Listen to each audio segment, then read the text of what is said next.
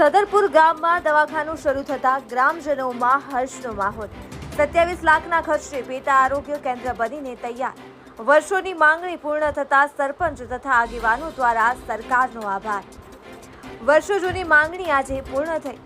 પંસી સોલંકી ભાજપના ભૂતપૂર્વ ભીલડી મંડળ પ્રમુખ પંસી સોલંકીએ મીડિયાને નિવેદન આપતા જણાવ્યું કે રાજ્યની ભાજપ સરકારે સદરપુર ગામની વર્ષો જૂની માંગણી આજે પૂર્ણ કરી છે। આ માટે રાજ્ય સરકારનો આભાર માનું છું।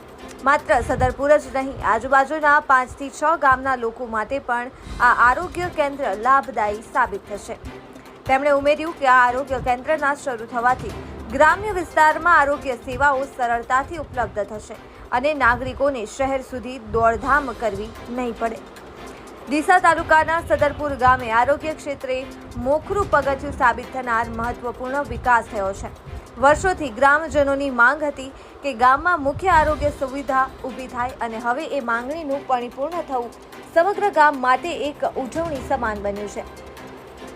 રાજ્ય સરકાર દ્વારા આજે અંદાજે 27 લાખ રૂપિયાના ખર્ચે સદરપુર ગામમાં પેટા આરોગ્ય કેન્દ્ર મંજૂર કરવામાં આવ્યું હતું। હવે તેનું નિર્માણ પૂર્ણ થઈ ગયું છે અને કેન્દ્ર ઉપયોગ માટે ગામ લોકો માટે ખુલ્લું મૂકવામાં આવ્યું છે। આ કેન્દ્રના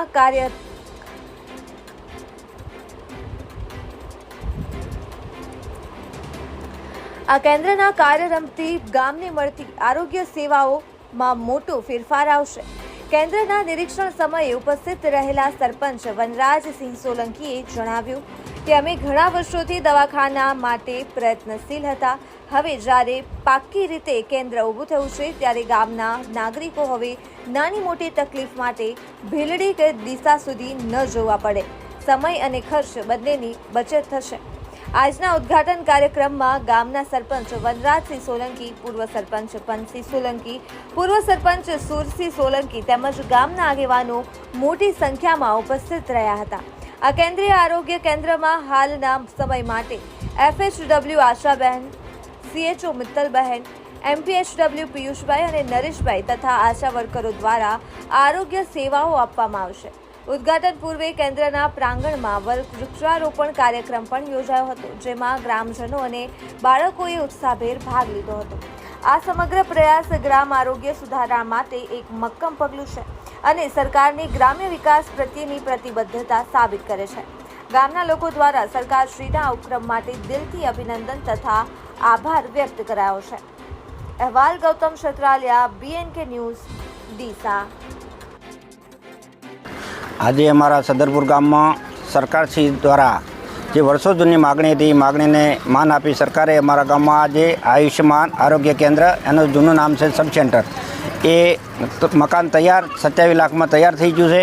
ગામ લોકોને ખૂબ સુવિધા મળશે, એટલે આ તબક્કે હું સરકારશ્રીને પણ ખૂબ આભાર માનું છું।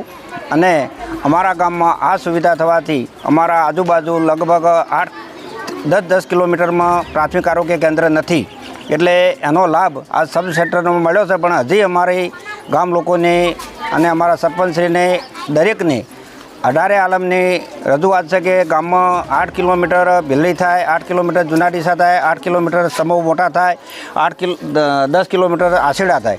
વચ્ચોવચ્ચ અમારું ગામ આવવાથી અમારે પ્રાથમિક આરોગ્ય કેન્દ્રની જરૂર છે, પણ સરકારશ્રીને અમે માગણી કરેલી છે અને આ સબ સેન્ટર આપ્યું છે એ બદલ આભાર। પણ પ્રાથમિક આરોગ્ય કેન્દ્ર મળે એવી અમે સરકારશ્રીને જોડે રજૂઆત કરીએ છીએ। આનાથી અમારા ગામમાં ડિલિવરી કે કોઈ તાવ તર્યું બીજું ત્રીજું લોકોને ખૂબ રાહત રહેશે અને એનાથી સરકારશ્રીને ખૂબ ખૂબ અભિનંદન। અને આવતા સમયમાં પ્રાથમિક આરોગ્ય કેન્દ્ર ગામને મળશે એવી પણ અમને ખૂબ ખૂબ આશા છે। હોસ્પિટલ બનાવી છે, એનો અંદાજિત કેટલો ખર્ચો થયો? આ હોસ્પિટલ બનાવી, સબ સેન્ટર બનાવ્યું એનો સરકારે શ્રીએ 27 લાખમાં મકાન બનાવ્યું છે। એમાં જે બેનને રહેવા માટેનું મકાન અને રૂમ છે અને બાજુમાં જે પણ ડિલિવરી હોય કે તાવતરી હોય એના માટે મેડિકલ રૂમ પણ છે, એવી સુવિધા આપેલી છે। શું નામ આપનું? મારું નામ સોલંકી પંસિંગ અર્જનસિંહ, સદરપુર ગામના પૂર્વ સરપંચ અને ભીલડી તાલુકા ભાજપના પૂર્વ પ્રમુખ। હું સદરપુર સરપંચ વનરાજસિંહ સોલંકી।